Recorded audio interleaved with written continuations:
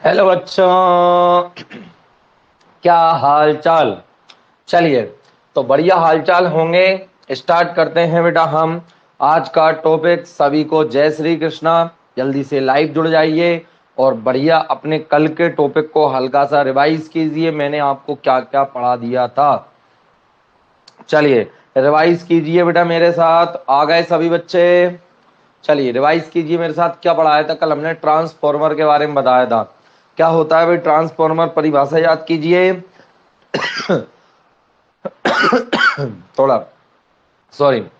Transformer एक ऐसी युक्ति होती है बेटा जो प्रत्यावर्ती वोल्टेज को घटाने या बढ़ाने के लिए प्रयोग में लाई जाती है। और इसका कारण क्या है ये हम आज पूरा भी समझ लेंगे कि प्रत्यावर्ती वोल्टेज को क्यों घटाया या बढ़ाया जाता है। आप अगर इसके पीछे ये भी लगा दो कि सर प्रत्यावर्ती वोल्टेज को क्यों घटाया या बढ़ाया जाता है, ठीक है। चलिए, आवश्यकता के हिसाब से काम किया जाता है, क्लियर। और यह किस सिद्धांत पर काम करता है बच्चों? यह अन्योन्य प्रेरण के सिद्धांत पर काम करता है। अन्योन्य प्रेरण क्या है बच्चों हमारा? अन्योन्य प्रेरण होता है ना, पास रखी दो दो कुंडलियों में से एक कुंडली में प्रेरित, मतलब एक कुंडली में धारा बहाने से पास रखी दूसरी कुंडली में प्रेरित धारा का उत्पन्न होना क्या कहलाता है? अन्योन्य प्रेरण। और यह इसी सिद्धांत पर काम करता है। हमने कल पढ़ लिया ट्रांसफॉर्मर दो प्रकार के होते हैं बच्चे, उच्चाई ट्रांसफॉर्मर और अपचाई ट्रांसफॉर्मर। ट्रांसफॉर्मर केवल वोल्टेज को घटाता या बढ़ाता है। ये धारा की प्रबलता को, मतलब धारा के मान में कमी या वृद्धि नहीं करता, धारा की प्रबलता को घटाता या बढ़ाता है। और उल्टा मीटर चलता है, ठीक है। दो प्रकार के ट्रांसफॉर्मर हमने पढ़े थे। एक उच्चाई ट्रांसफॉर्मर, यह वोल्टेज को बढ़ाने के लिए काम आता है।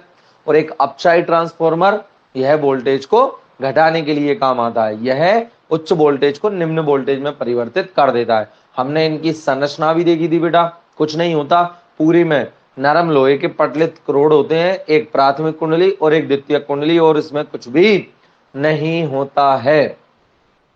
जो उच्चाई ट्रांसफॉर्मर होता है उसमें, उच्चाई ट्रांसफॉर्मर देखिए बेटा, उच्चाई ट्रांसफॉर्मर में जो प्राथमिक कुंडली है उसमें फेरों की संख्या कम है और द्वितीय कुंडली में फेरों की संख्या अधिक होती है। जो अपचाई ट्रांसफॉर्मर है उसमें प्राथमिक कुंडली में फेरों की संख्या अधिक होती है, द्वितीय कुंडली में फेरों की संख्या कम होती है, ठीक है। चलिए, अपेक्षाकृत, ठीक है, कम होती है। कल हमने कार्यविधि पे भी बात कर ली थी। मैंने आपको बता दिया था कि जैसे ही बच्चे हम क्या करते हैं, प्राथमिक कुंडली के सिरों पर प्रत्यावर्ती वोल्टेज लगाते हैं, प्राथमिक कुंडली के सिरों पर प्रत्यावर्ती वोल्टेज लगाते हैं, तो उसमें क्या होता है बेटा, धारा बहने लगती है। अब परिवर्तित धारा, जो धारा भाई वो कैसी है? परिवर्तित, क्योंकि वो प्रत्यावर्ती धारा है। तो पास की जो दूसरी कुंडली है उसमें क्या हो जाता है बेटा? प्रेरित धारा उत्पन्न हो जाती है, ठीक है। और ये जो अनुपात रहता है, मतलब निवेशी जो इनपुट वोल्टेज हम दे रहे हैं और जो आउटपुट वोल्टेज प्राप्त कर रहा है, इसका जो रेशो रहता है, अनुपात रहता है, वह फेरों की संख्या के अनुपात के बराबर होता है। कल हम यहीं से बात, यहीं पे बात हमने खत्म की थी। स्टार्ट करते हैं बेटा सिद्धांत में। देखिए, मैंने एक व्यंजक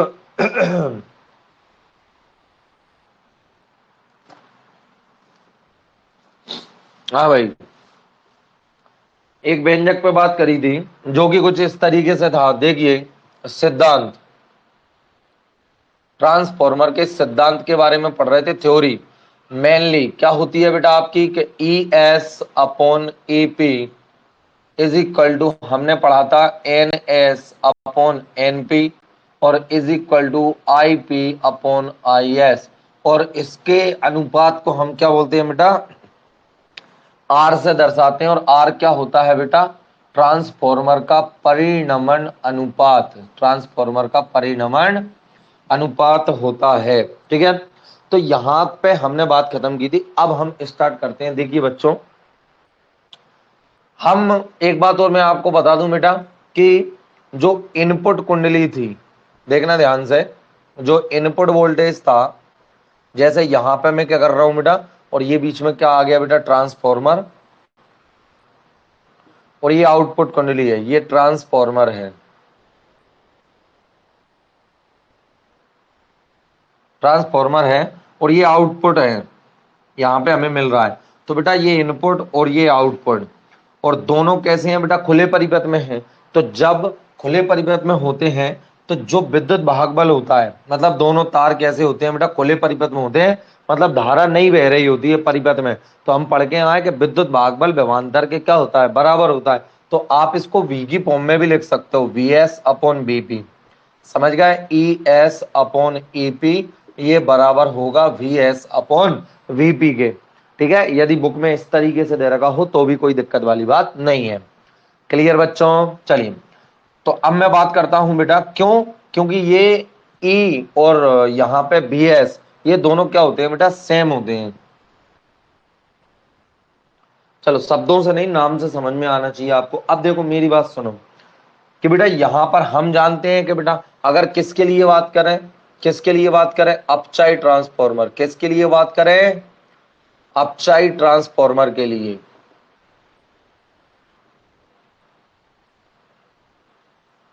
अपचाई ट्रांसफॉर्मर के लिए तो हम जानते हैं बेटा अपचाई ट्रांसफॉर्मर में क्या होता है, जल्दी बताओ। अपचाई ट्रांसफॉर्मर में प्राथमिक कुंडली में फेरों की संख्या द्वितीय कुंडली में फेरों की संख्या से अधिक होती है, याद करो अच्छे से। तो अर्थात इसका तात्पर्य क्या होगा बेटा, देखो तो इसका तात्पर्य क्या होगा, एनपी बड़ा है एनएस से, और इस समीकरण से अगर हम देखें तो E S is equal to कितना आ रहा है बेटा आपका, एन एस अपॉन एनपी, और पीछे कितना आ रहा है आपका ईपी।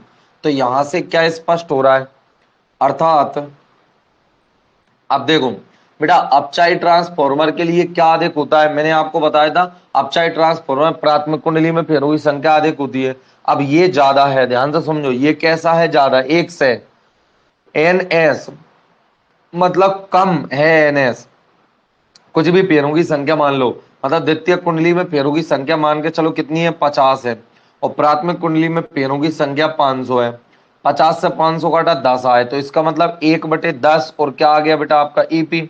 इसका तात्पर्य क्या होगा कि अपचाई ट्रांसफॉर्मर में देखो अब ईएस कितना होगा, ईपी का जो भी मान होगा उसका 1/10 गुना, मतलब हमने जो वोल्टेज लगाया होगा, हमने जो वोल्टेज लगाया होगा उसका 1/10 गुना, समझ पा रहे हैं, देखो ना एनपी बड़ा है एनएस से, मतलब प्राथमिक कुंडली फेरुक संख्या अधिक है, और प्राथमिक कुंडली फेरुक संख्या अधिक है तो एनएस अपॉन एनपी अधिक होगा, किससे बेटा, एक से छोटा है ये, और एक से छोटा होगा तो ये यहाँ पे अर्थात क्या आ जाएगा आपका, अर्थात ये जो आपका कौन ज्यादा आ जाएगा, ई एस,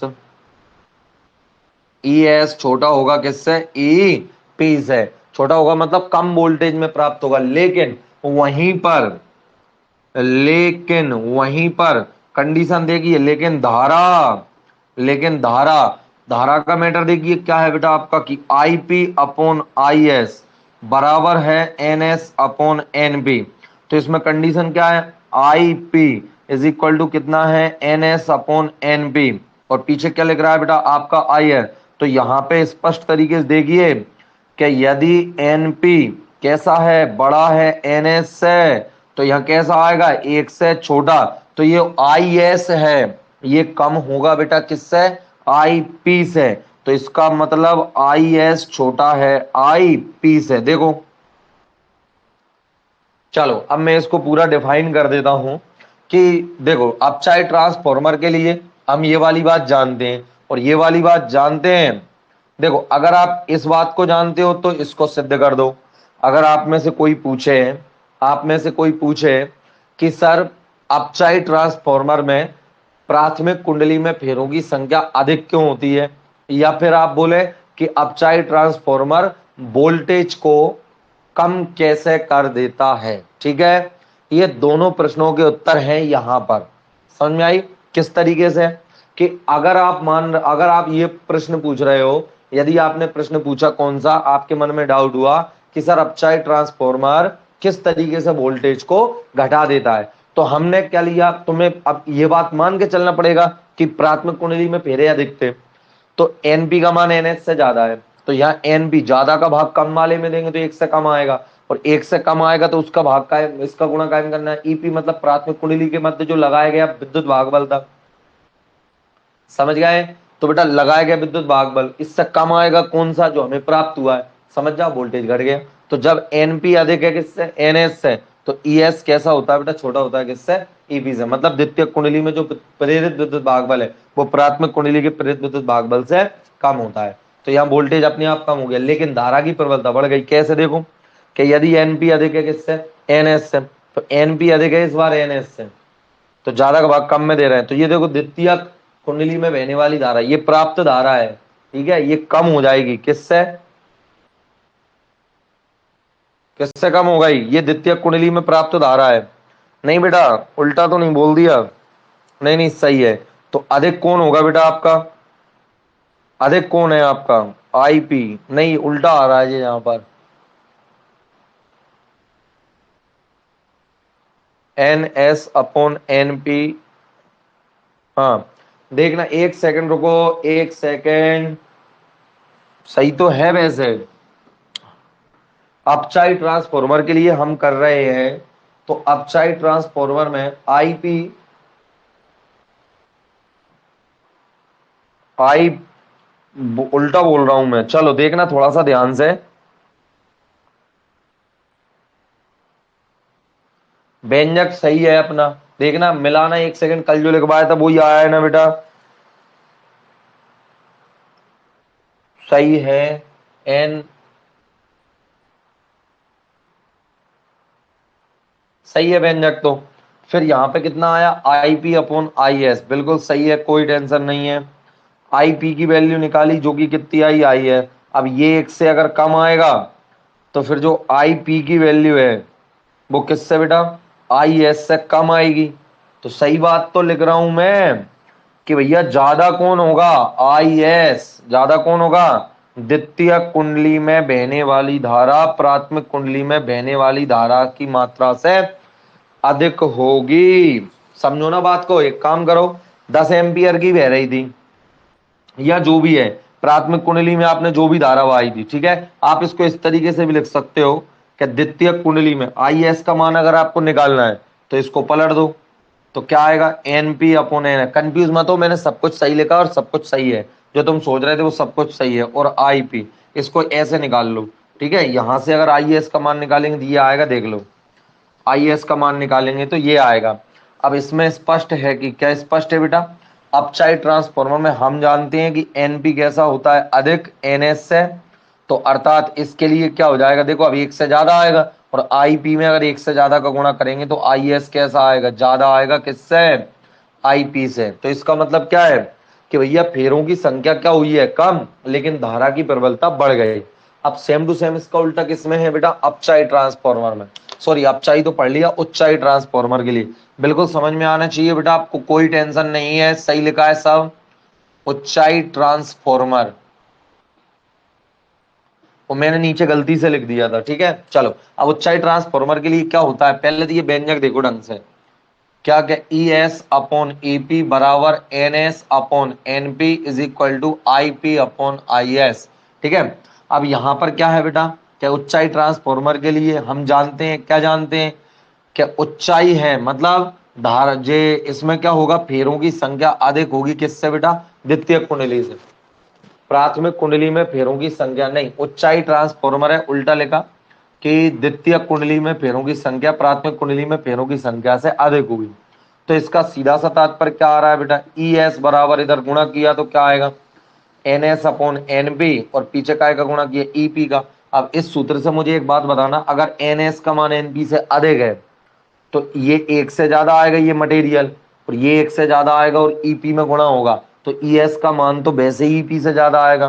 क्या बेटा ये बात समझ में आ गई, फिजिक्स में हजारों जगह वैसे भी मैंने लगवाई होगी, समझ गया कि वो लिख के बताऊं आपको। चलो वो एनएस का मान के चलो, फिर से 500 है, प्राथमिक कुंडली फेरों की संख्या 50, पहले इसको देखो, ये ऊंचाई ट्रांसफॉर्मर के लिए सही बात है क्या, ऊंचाई फेरों की संख्या 50 से 500 कर दी, सही बात है, तो यहाँ कितना आएगा, 10। अब ईपी का मान जो भी होगा यार बच्चों, जितना भी वोल्टेज आपने लगाया है, जितना भी वोल्टेज आपने लगाया है, ठीक है, उससे 10 गुना बढ़ के हमें क्या मिलेगा, आउटपुट में मिलेगा, तभी तो ऊंचाई वोल्टेज को बढ़ा दिया, समझ गए, वोल्टेज को बढ़ा दिया। तो अर्थात यहां से क्या हो जाएगा बच्चों, यहां से हमारा ई एस अधिक आएगा किससे, ईपी से, ठीक है। तो ये देखो ऊंचाई मतलब वोल्टेज को बढ़ा दिया, ठीक है।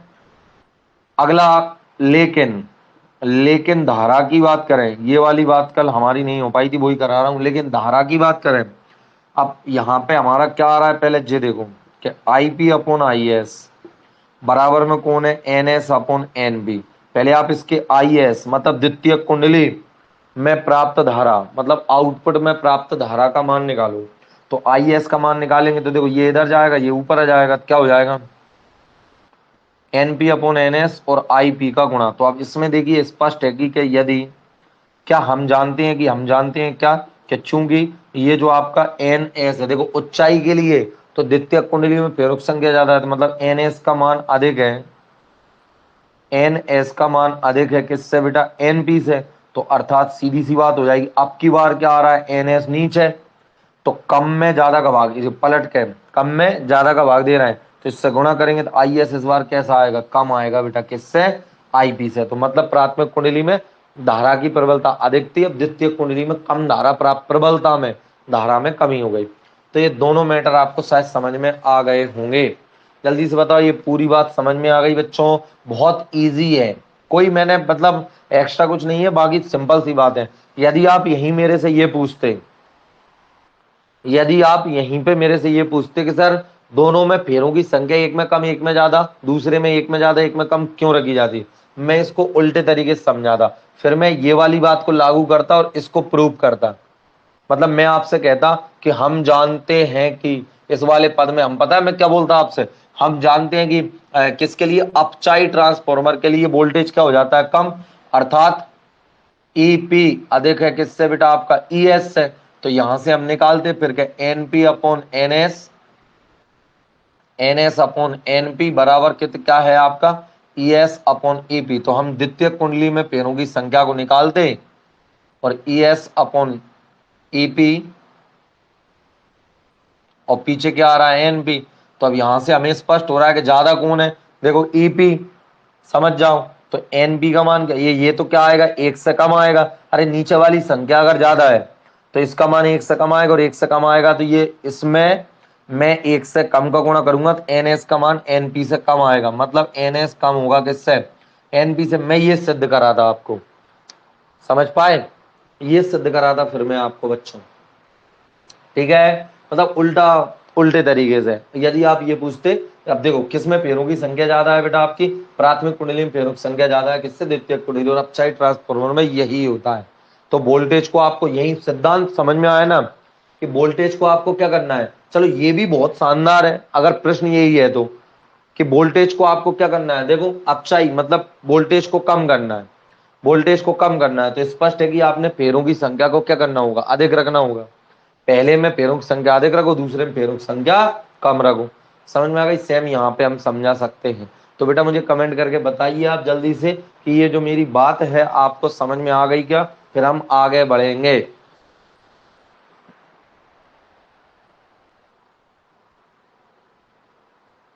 जय श्री कृष्णा करने लग रहा है। अरे बात समझ में आ गई कि नहीं है, लिखने को तो मैं कुछ बोल ही नहीं रहा हूँ, तो तुम्हें कमेंट करने में कौन सी प्रॉब्लम होती है, नहीं आई हो समझ में तो वैसे क्या दो कि सर एक बार और समझा दो, तुम्हें एक बार और, मैं मान रख के समझा दूंगा ना, सवाल रख के समझा दूंगा। नहीं मतलब आप दिक्कत ना लें, अब मैंने मान रख तो दिए बेटा, आप आराम से बिल्कुल समझ के कोशिश कर लो इसको, कोई दिक्कत वाली बात नहीं है। कह रहा है आ गई, हाँ आ गई सर, थोड़ा जल्दी लिख दिया करो, है ना। चलिए, या फिर मैं समझा रहा हूं, मेरी एक बार में ही बात समझ में आ गई हो किसी को तो वो एक बार में लिख दिया करो, ओके सर, क्लियर टॉपिक, आगे बढ़े, मतलब आ गई बात समझ में। तो ये हो गया बेटा आपका सिद्धांत, क्या हो गया, सिद्धांत हो गया।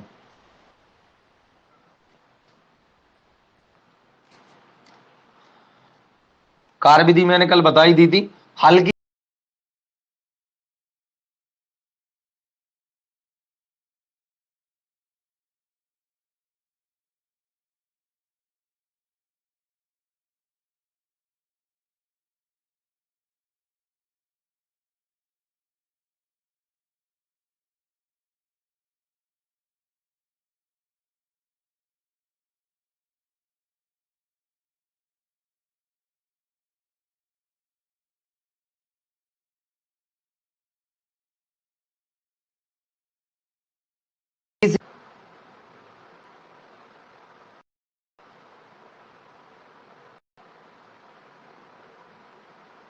चलो वो कॉल आ गया था बेटा, इस चक्कर में इसलिए रुक गया है ना, कॉल आ गया था।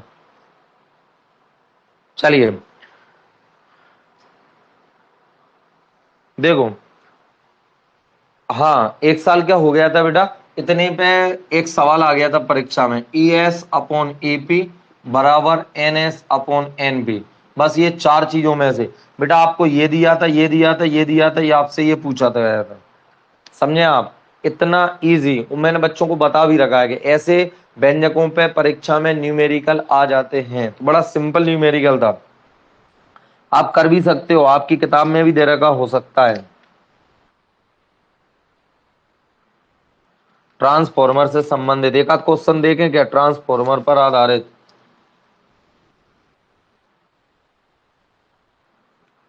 चलो तो सवाल वाल करवा दूंगा मैं अलग से, सवाल तो अलग से ही करवाना पड़ेगा वैसे भी। अब पहली बात, इसके बाद आप देखेंगे मेरा यहाँ पे परिनमन अनुपात, क्या देखेंगे, परिनमन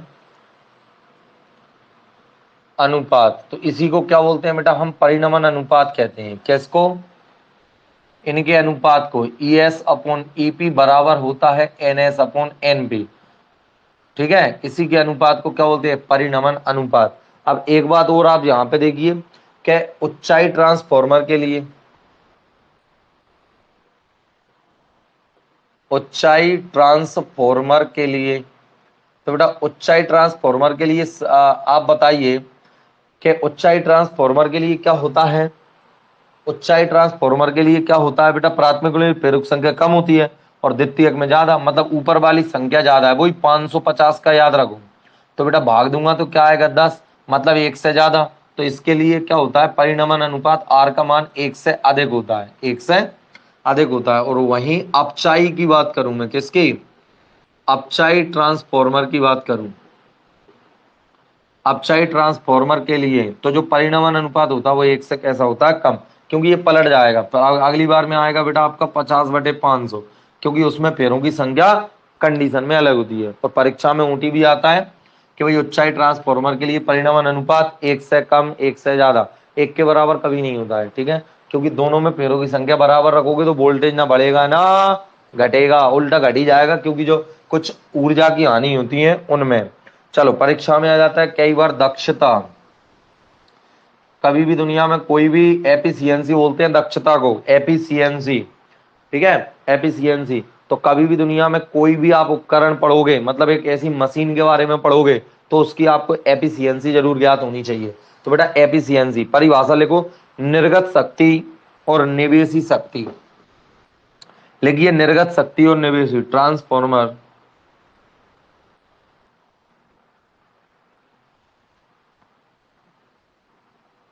लिखिए बेटा निर्गत शक्ति और निवेशी शक्ति, निर्गत शक्ति और निवेशी शक्ति के अनुपात,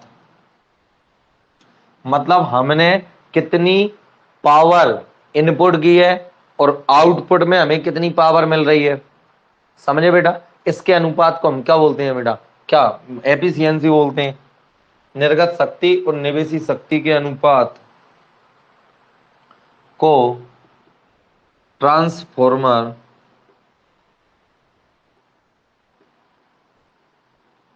की दक्षता कहते हैं। और पर की साल से ही तुम पढ़त आ रहे हो बेटा, किसी भी सूत्र के रूप में ट्रांसफॉर्मर, किसी भी उपकरण की जो दक्षता होती है, क्या होती है, किसी भी उपकरण की दक्षता होती है उसको ईटा से प्रदर्शित करते हैं। तो निर्गत शक्ति और निवेशी शक्ति, मतलब निर्गत शक्ति और बटे में क्या आ जाएगी बेटा आपकी निवेशी शक्ति, इसके अनुपात को, इसके अनुपात को क्या बोलते हैं बेटा, ट्रांसफॉर्मर की दक्षता। बस ऐसे ही एक टॉपिक लिखवा दिया जो कि परीक्षा में आ जाता है।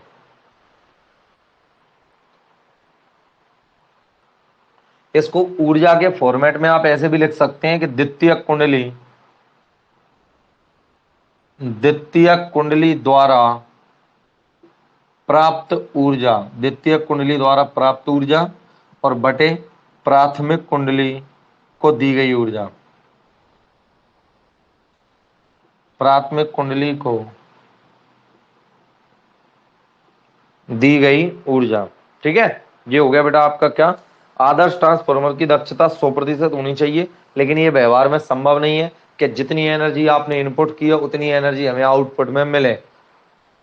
ठीक है, ये बहुत मतलब ऊर्जा हानि हो जाती है बीच में, और हम ऊर्जा हानि को पढ़ेंगे। ट्रांसफार्मर जो ऊर्जा हानि है वो बहुत ज्यादा इंपॉर्टेंट व्यंजक है। अगर कोई पूछ ले तो लिख देना आदर्श ट्रांसफार्मर, एक आदर्श ट्रांसफार्मर की दक्षता 100% होती है, लेकिन व्यवहार में संभव नहीं है, कुछ ना कुछ ऊर्जा क्षय हो जाता है, इसलिए 90 से 99% कितनी रहती है व्यवहार में कितनी रहती है, 90 से 99%। ठीक है, चलो, तो आपने ये नोट डाउन कर लिया होगा। जल्दी से, 1 मिनट का समय भी नहीं है आपके पास, जल्दी से नोट कर लीजिए।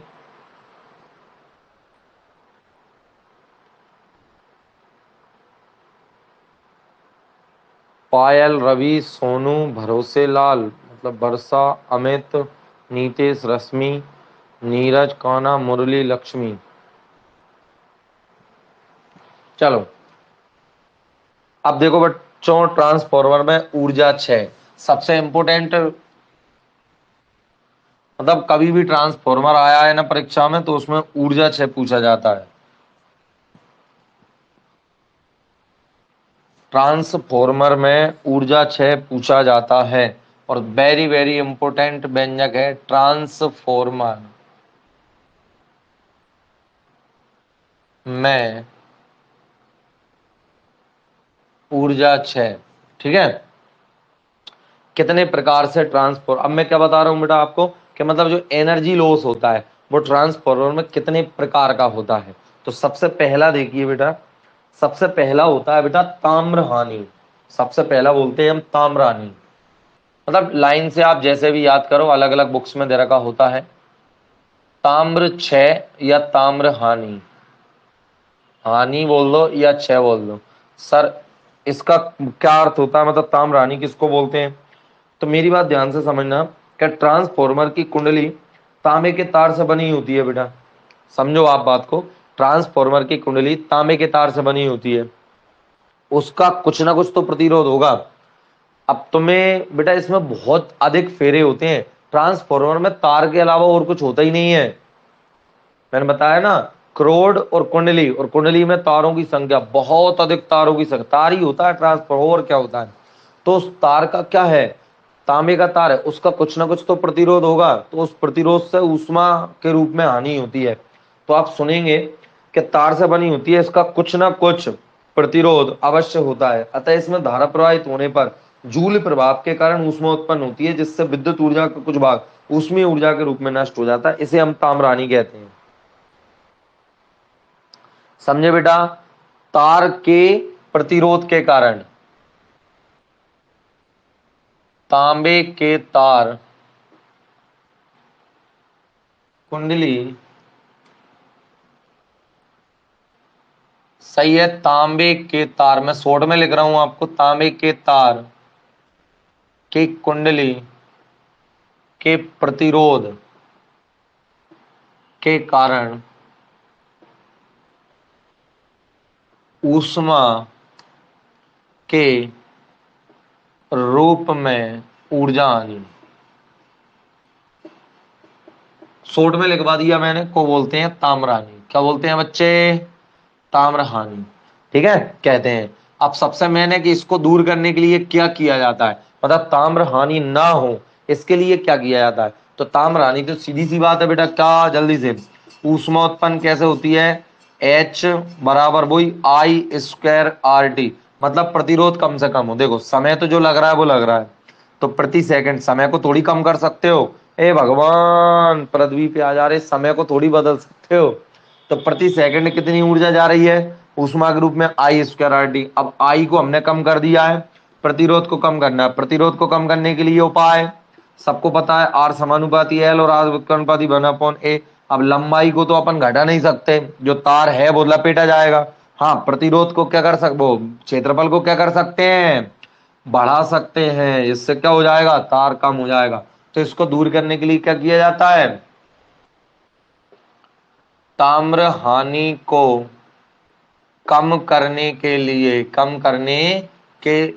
मोटे तार कुंडली की मोटे तार की कुंडली देख रहे हो, मोटा भाई, ओ मोटा भाई, मोटे तार की कुंडली बनाई जाती है। ठीक है, अब मोटा अगर तार होगा तो प्रतिरोध क्या होगा बेटा, कम, और प्रतिरोध के कम होने से ऊष्मा कम उत्पन्न होगी। ठीक है, चलो नंबर दूसरी हानि देखिए। नंबर दूसरी हानि होती है बेटा चुंबकीय फ्लक्स चरण। कौन सी होती है, चुंबकीय फ्लक्स क्षय या चुंबकीय फ्लक्स क्षरण हानि। सर ये क्या होता है, तो बेटा जैसे मैंने आपको बताया ना कि प्राथमिक कुंडली मान के चलो इस तरीके से बनी है, ये बीच में इस तरीके से है, और द्वितीय कुंडली है किसी में भी। तो बेटा एक बात बताऊं, इसमें क्या हो रहा है बेटा, आपका धारा बह रही है, हमने इसमें धारा बहाई है, वोल्टेज लगाया इसके सिरों पर, तो इसके कारण चुंबकीय क्षेत्र उत्पन्न होगा। तो वो पूरा का पूरा चुंबकीय क्षेत्र दूसरी कुंडली से संबद्ध नहीं हो सकता है। मतलब कुंडली जो होती है वो बार बार चुंबकित होती है और विचुंबकित होती है। तो चुंबकित और विचुंबकित होने में क्या होता है, थोड़ा बहुत चुंबकीय फ्लक्स क्षरण।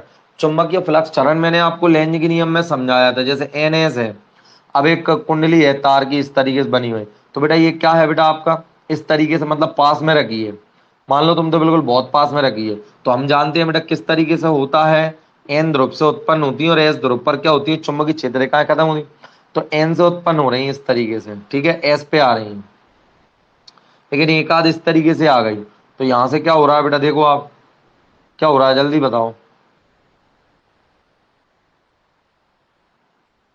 ठीक है, लेकिन अगर एक आध चुंबकीय क्षेत्र रेखा पास में से आ गई, तो इस चुंबकीय क्षेत्र रेखा का इस कुंडली से कोई संबंध ही नहीं है, और इस चुंबकीय क्षेत्र रेखा का इसका और इसका दोनों का इस कुंडली से कोई संबंध नहीं है। तो बस ये जो चुंबकीय क्षेत्र रेखा है ये तो बेकार चली गई। तो इसको बोलते हैं चुंबकीय फ्लक्स क्षरण, मतलब चुंबकीय फ्लक्स दूसरी कुंडली से संबद्ध ही नहीं हो पाया। समझ गए, तो लिखेंगे कि प्राथमिक कुंडली से बद्ध समस्त चुंबकीय फ्लक्स द्वितीय कुंडली से बद्ध नहीं होता है, जिससे कुछ फ्लक्स का चरण वायु में होते रहता है। इस प्रकार के क्षय को फ्लक्स क्षय कहते हैं। प्राथमिक कुंडली और द्वितीय कुंडलियों को एक दूसरे इसको कम करने के लिए क्या किया जाता है, समझ गए, वायु में फ्लक्स का चरण, वायु में फ्लक्स फ्लक्स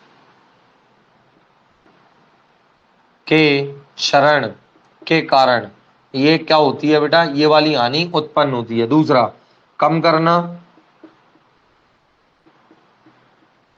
कम करने का उपाय क्या है, इसको खत्म किसी भी ऊर्जा हानि को नहीं किया जा सकता, इसलिए सभी को कम किया जाता है। ठीक है, कम करने का उपाय, इसके लिए क्या करते हैं, दोनों कुंडलियों को एक दूसरे के ऊपर लपेट कर, मतलब दूसरे कुंडली प्राथमिक कुंडली द्वितीय कुंडली एक दूसरे के ऊपर लपेट कर बनाई जाती है।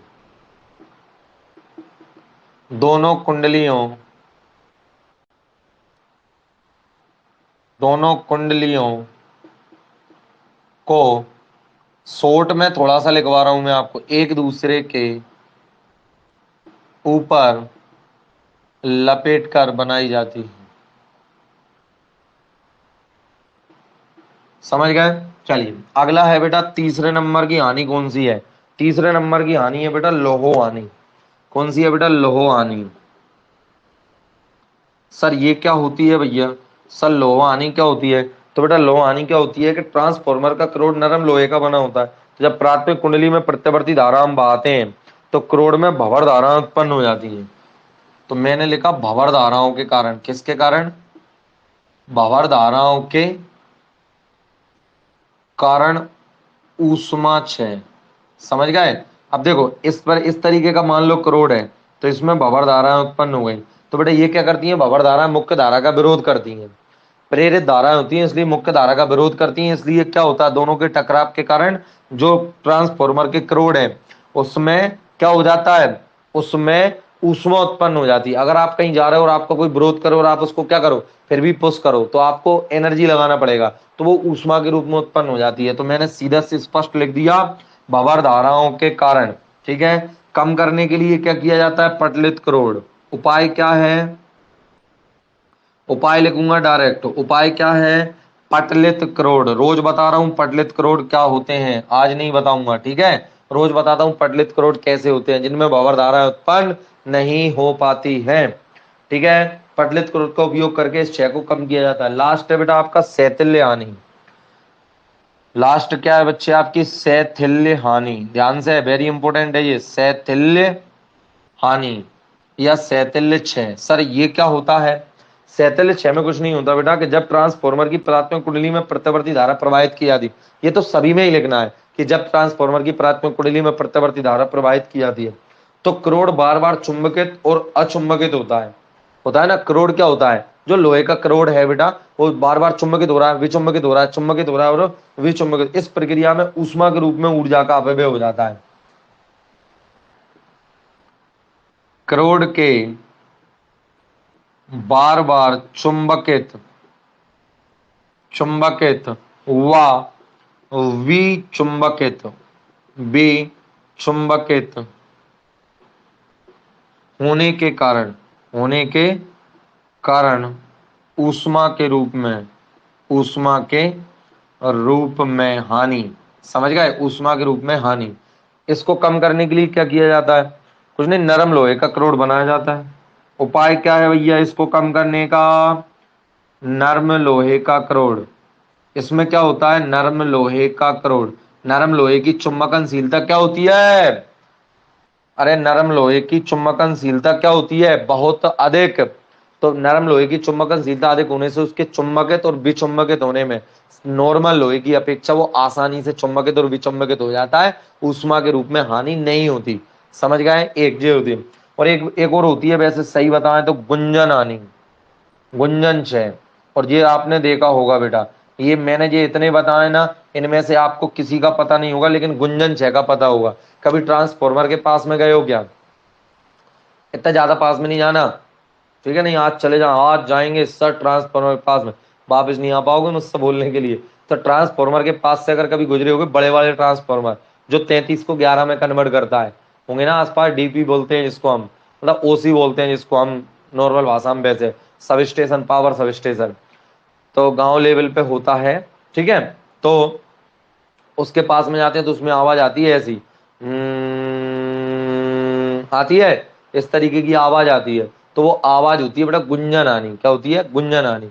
उसको कम करने के लिए क्या किया जाता है, तेल मेल लगाया जाता है, तेल मेल डालते हैं ना, वो लगा जा, मतलब ये पूरी हानि को कम करने के लिए ट्रांसफॉर्मर में तेल का उपयोग किया जाता है। ठीक है, ट्रांसफॉर्मर की प्रत्यावर्ती धारा प्रवाहित करने पर क्रोड में कंपन होने लगते हैं, उस कंपन के कारण आवाज आती है, जिससे भिनभिनाहट की ध्वनि उत्पन्न होती है।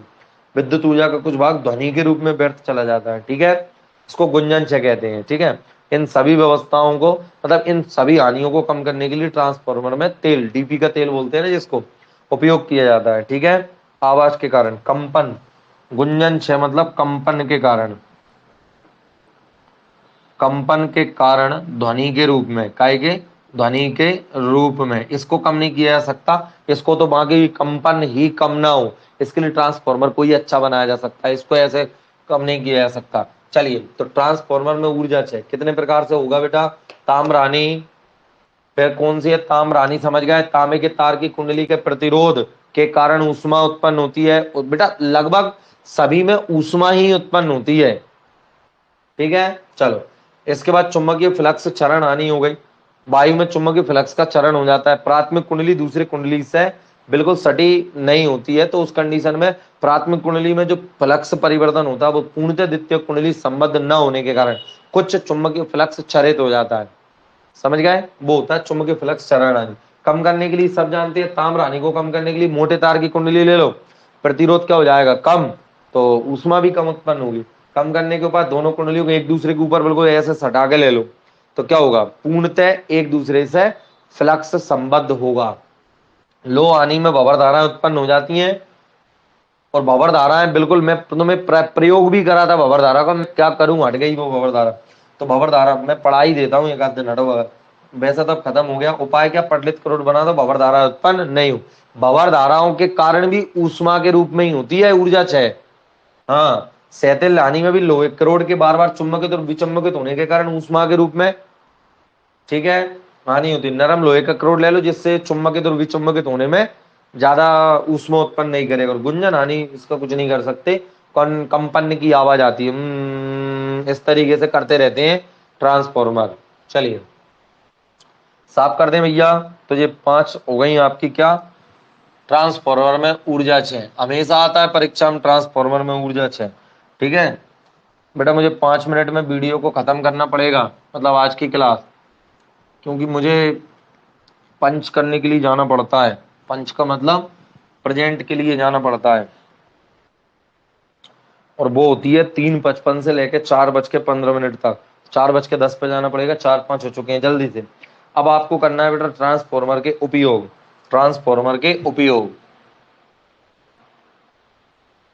ट्रांसफॉर्मर के उपयोग वेरी वेरी इंपॉर्टेंट है। एक उपयोग, बाकी तो सब सिंपल उपयोग हैं बेटा। 2 प्रकार के ट्रांसफॉर्मर होते हैं, ठीक है। कितने प्रकार के, 2 प्रकार के ट्रांसफॉर्मर होते हैं, ऊंचाई और अपचाई। तो दोनों का अलग अलग जगह किया जाता है। चलो तो देखो, सबसे पहले विद्युत शक्ति को पावर उत्पादन केंद्र से दूर स्थानों तक भेजने में, सबसे वेरी वेरी इंपॉर्टेंट है विद्युत शक्ति। विद्युत शक्ति को पावर उत्पादन, मतलब जहां पे उत्पादन करते हैं, उत्पादन, उत्पादन केंद्र से, पावर उत्पादन केंद्र से दूर स्थानों तक भेजने में, अपने घरों दूर स्थानों तक भेजने में किसका उपयोग किया जाता है। और सबसे मेन तो इसीलिए ट्रांसफॉर्मर बनाए गए हैं। चलो 2 प्रकार के होते हैं, ऊंचाई होता है, एक एलिमीटर होता है उसमें। तो सबसे पहले कैसे भेजा जाता है सुनेंगे कि बेटा, हम जानते हैं घरों में प्रयुक्त संयंत्र 220 वोल्ट पर काम करते हैं। जानते हो नहीं जानते इस बात को। तथा इनसे होकर एक निश्चित धारा बह सकती है, मतलब जैसे पंखा है, बल्ब है, कूलर, हीटर, मोटर, जो भी आपके घर में उपकरण है, उसमें एक निश्चित धारा बह सकती है। अगर उस धारा को अगर तुमने ज्यादा बढ़ाया तो क्या हो जाता है बेटा, तार की कुंडली जल जाती है और उपकरण बेकार हो जाता है पता कि नहीं है पता। एक निश्चित धारा बह सकती है और बहुत ज्यादा नहीं, और कभी कभी बहुत ज्यादा धारा आ जाती है तो तार मार जल जाते हैं, बल्ब फ्यूज हो जाते हैं, आपने देखा होगा। चलिए, यदि पावर उत्पादन केंद्र में उत्पन्न विद्युत शक्ति, तो पावर उत्पादन केंद्र में जो उत्पन्न विद्युत शक्ति है बेटा, ध्यान से, वो है बेटा कितनी, आपकी 22 kV। 22 kV, समझ गया। 22 kV मतलब होता है किलोवाट। इतनी उत्पन्न होती है पावर उत्पादन केंद्र पर। 22 किलोवाट यानी 22,000 वाट। 22,000 वाट इतनी शक्ति उत्पन्न होती है, समझना। अब इसको 220 वोल्ट पर अगर तुमने तारों में भेजा तो लाइन तार में धारा कितनी बहेगी, हम जानते हैं P बराबर क्या होता है, VI। अब तुमने वोल्टेज कितना लिया कि 220 वोल्ट पर हमें भेजना है, मतलब वहीं से जहां उत्पन्न हो रही वहां से डायरेक्ट घर में, कोई ट्रांसफॉर्मर तारों द्वारा। तो क्या होगा देखना, मजे आएंगे। P बराबर VI, तो V पता है, I तो अर्थात क्या हो जाएगा आपका, I बराबर क्या आएगा, P/V। मतलब धारा आएगी कितनी देखना, P का मान 22,000 और वोल्टेज का मान 220। जीरो से जीरो कट गए, कितने आए आपके 2200/22, 22 एकम 22, 100 एम्पियर। हे भगवान, 100 एम्पियर की विद्युत धारा। भैया अच्छे बड़े से बड़े कूलर, मोटर, गीजर वगैरह होते हैं ना, जे 10 या 20 एम्पियर की विद्युत धारा चल जाते हैं, तो 100 एम्पियर की विद्युत धारा, इतनी अधिक विद्युत धारा। और मान लो चलो ले आए तुम तो 100 एम्पियर की, उसको हम कम कर लेंगे, तो ऊर्जा क्षय कितना होगा। ऊर्जा क्षय जो बेटा ऊष्मा उत्पन्न होगी वो होती है H समानुपाती I²। तो अंदाज लगाओ H ऊष्मा उत्पन्न कितनी होगी, 100 एम्पियर। आगे के बाद समझ में। तो इसलिए क्या होता है, प्रवाहित होने से अत्यधिक ऊष्मा उत्पन्न होगी। अतः इस ऊर्जा हानि को कम करने के लिए पावर उत्पादन केंद्र में उत्पन्न जो विद्युत शक्ति, उसको ऊंचाई ट्रांसफॉर्मर क्या लगा दिया, पावर उत्पादन केंद्र पर क्या लगा दिया, पावर उत्पादन केंद्र पर हमने एक लगा दिया ऊंचाई ट्रांसफॉर्मर। ऊंचाई ट्रांसफॉर्मर, तो इससे क्या होगा, ऊंचाई ट्रांसफॉर्मर लगाने से, ऊंचाई ट्रांसफॉर्मर लगाने से हमने क्या कर दिया, इसको वोल्टेज को बढ़ा दिया। था कितना बेटा, 22 किलोवाट, इसको हमने कन्वर्ट कर दिया 132 किलोवाट, समझ गए। मतलब 1,32,000। तो अब जो आपकी धारा उत्पन्न होगी वो कितनी आएगी? अब जो आपकी धारा उत्पन्न होगी 132 वोल्टेज, 132 इकाई दहाई सैकड़ा इतना उत्पन्न कर दिया। भेज कितने पर है? 220। काटा कूटी करेंगे तो कितना आएगा? काट कूट लेना, तो इसको काटेंगे ना बेटा, कितना आएगा? अब धारा कितनी बहेगी? नहीं, उत्पन्न कर दिया, हाँ वोल्टेज को परिवर्तित किया है। अरे शक्ति तो उतनी है, आई का मान रखेंगे ना, शक्ति तो वही है 22,000। समझो ना बात को, 22,000। वोल्टेज को 220 से कितना कर दिया, बढ़ा गए 120 किलोवाट। नहीं, ये तो इतना ही है 22 kV। जो आपका वोल्टेज था बी बराबर कितना, 220, इसको बढ़ा के कर दिया बेटा 1,32,000 वोल्ट, 1,32,000 किलो वोल्ट कह दो, ठीक है, केवी में परिवर्तित कर दिया। तो 132 इकाई दहाई सैकड़ा हजार 10,000 लाख, इकाई दहाई सैकड़ा हजार 10, समझ गए? चलिए 1,32,000। अब इसकी काटा पीटी करो, 3 जीरो से 3 जीरो, 22 में 132 का भाग देंगे, लगभग 1/6 एम्पियर। तो कितनी कम विद्युत धारा आ रही है, समझ गए? इतनी कम विद्युत धारा आती है, तो फिर ऊष्मा क्षय भी क्या होगा, कम। सब स्टेशन पर भेजी जाती है, समझ गए? अब सब स्टेशन पर बेटा इस 1,32,000 के जो वोल्टेज के तारों में 1/6 एम्पियर की विद्युत धारा बह रही है, आ रही है समझ में? अब इनको पावर सब स्टेशन तक ले आते हैं, आपके जिले वगैरह में कहीं पे ले आएंगे, ठीक है। फिर इसको 132 से 33 केवी में परिवर्तित करते हैं। फिर आपके गांव लेवल पे आकर क्या करते हैं, 132 से क्या करते हैं, इसको 11 में परिवर्तित कर देते हैं, और 11 से 11 आपके घरों के बाहर आती है, और डीपी वगैरह रखी रहती है, उससे 220 वोल्टेज में परिवर्तित कर देते हैं। बात आई मेरी समझ में? ठीक है, मोटे तार लगा देते हैं, थोड़े मोटे तार लगा देते हैं घरों में जो बिजली आती है उनके लिए, समझ गए? चलो, तो ये हो गया बेटा पावर सब स्टेशन से एक स्थान से, मतलब यहां से पावर जनरेट करना है और घरों तक पहुंचाने में ट्रांसफार्मर का उपयोग, और मैंने पूरा आपको क्लियर कर दिया है। एक तरह का इसमें रात्रि लैंप के साथ में, काय में रात्रि लैंप के साथ में लगाया जाता होगा। वेल्डिंग कार्य में भी उत्पन्न करते हैं बेटा, और जो विद्युत संयंत्र होते हैं इनमें भी लगे रहते हैं छोटे छोटे, लेकिन इसमें लगे रहते हैं उच्चाई ट्रांसफार्मर। कौन से? अपने डीपीओसी, ये सब ऊंचाई ट्रांसफार्मर है। केवल ऊंचाई ट्रांसफार्मर तो पावर सब स्टेशन पर ही लगाया जाता है। कहाँ लगाया जाता है? पावर सब स्टेशन पर ही लगाया जाता है। तो ये हो गया बेटा आपका टेलीविजन, रेडियो, रेफ्रिजरेटर आदि में। अब आपको पढ़ना है बेटा ऊंचाई और अपचाई में अंतर। तो 4 अंतर देखो, सबसे पहला क्या है जल्दी बताओ, परिभाषा। दूसरा क्या है बेटा, फेरों की संख्या। तीसरा परिणमन अनुपात, और एक में धारा की प्रबलता को बढ़ाना और घटाना। समय हो चुका है मेरा बेटा, ये पार्ट भी आपका खत्म हो चुका है। जय हिंद, जय भारत। तरीके से अंतर एक बार पढ़ लेना, जिसने अच्छे मन से ये पढ़ा होगा ना उसको 1000% समझ में आ जाएगा, ये मेरी गारंटी है। जय श्री कृष्णा। आशा करता हूं कि आपको आज की वीडियो बढ़िया लगी होगी।